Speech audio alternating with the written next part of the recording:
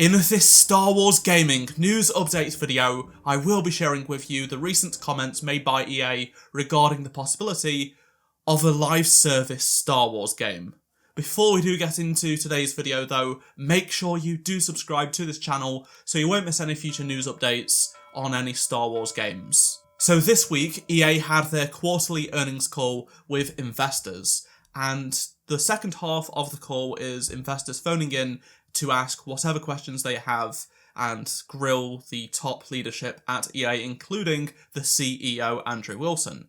Now, one of the investors actually did ask about live service Star Wars games, because a lot of revenue EA has been making has been from live service games, Apex Legends, FIFA, Madden, that sort of stuff. That's where most of their money is coming from. It has only taken them 3 years, but investors have finally woken up and asked, why isn't there a live service Star Wars game that isn't Galaxy of Heroes? They have seen just how successful Jedi Survivor has been already, and they are thinking, well, they had Battlefront, right? Where is this money-making machine of a live service Star Wars game?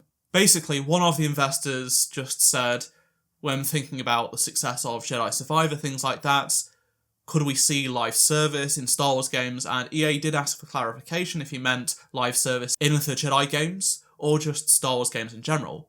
The investor goes on to say, I guess leveraging the strength of Star Wars games, mobile as well as Jedi, and how you foresee that in time turning into a broader franchise with live services and ongoing engagement. Which is funny considering we did have a live service that had ongoing engagement in the form of Battlefront 2, which EA decided to shut down. They could have had 3 years of revenue coming from Star Wars Battlefront with all of the cool content that has come out over the last 3 years, but decided not to do that. Galaxy of Heroes, despite many people not liking it, it may have a smaller player base than Battlefront, but it rakes in money. There are whales that spend thousands, tens of thousands, hundreds of thousands of dollars on this mobile game.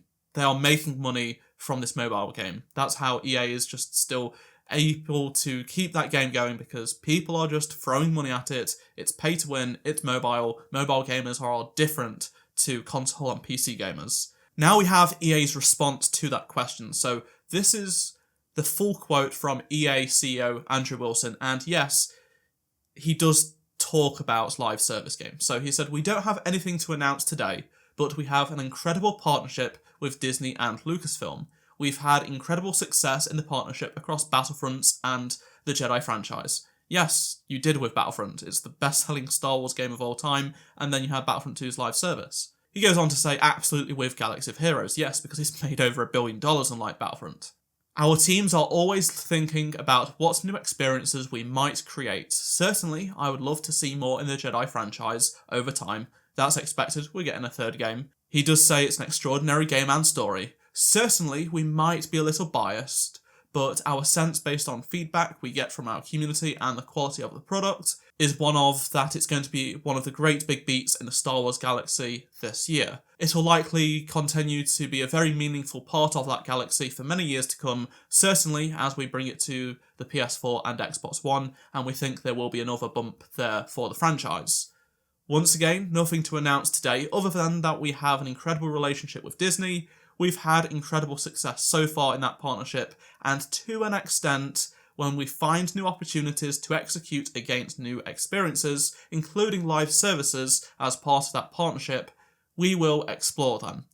So, they will explore live services, potentially, but they should be exploring them. They should be doing one. There has been a missed opportunity not to have one running for the past 3 years. All we've had, in terms of live service, is SWTOR, which is an MMO that people just don't want to pay and play for.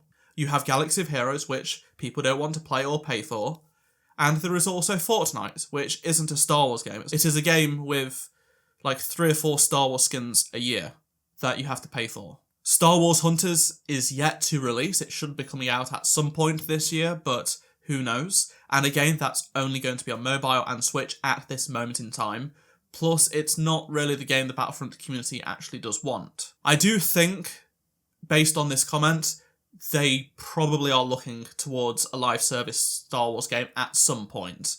I think they realised they messed up ending Battlefront support. Given what happened with Battlefield 2042, how successful Star Wars has been for them with Jedi Survivor and the ongoing sales of Fallen Order, and they can see how popular Battlefront 2 still is, considering it's not had an update in over 3 years. I know some people will be commenting right now, but what about the FPS game from Respawn? That's going to be a live service game. No problem. But is it though? Because all of the job listings we've had so far for that have no mention of multiplayer. One that did had it removed like an hour later. All of them are on about single player stuff. And the actual description for the game reads, in collaboration with Lucasfilm, the Star Wars FPS team is developing a new AAA FPS in the Star Wars galaxy, inspired by the classic titles like Dark Forces and Jedi Knight Dark Forces 2, our story-driven single-player game. What does that tell you? That's not a multiplayer game. That is a single-player game with a strong story inspired by 2 single-player games. It's also going to be on Unreal Engine 5, so it's a next-gen only game, and it just seems like they just want to make a real good campaign, which I don't blame them given the success of the Jedi games and how many people complained that the original Battlefront didn't have a campaign, but they are also having a big missed opportunity not having a multiplayer component of this game.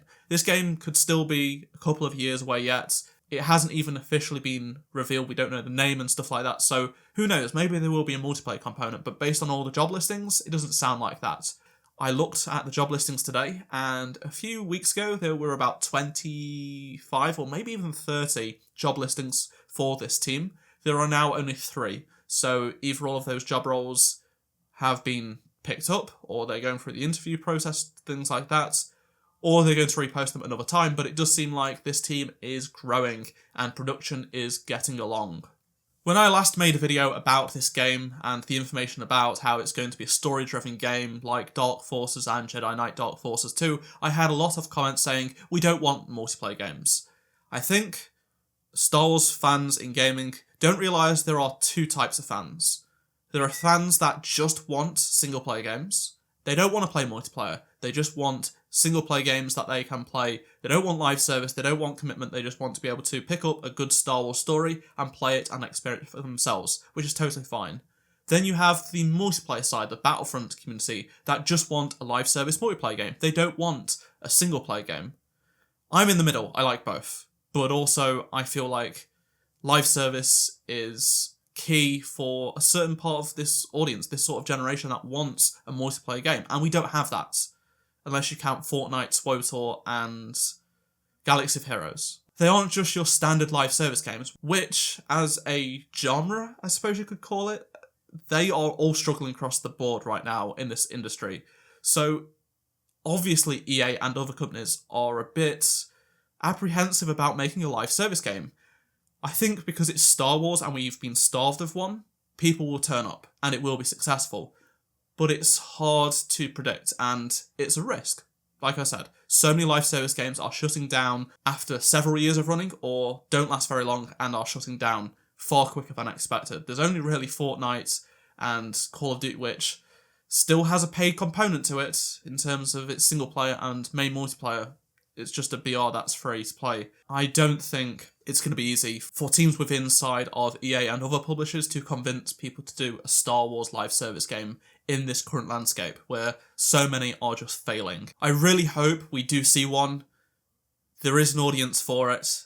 There are us Battlefront fans, tens, hundreds, millions of us that do want a multiplayer Star Wars game. And we don't have a proper one right now. Let me know your thoughts down in the comment section below.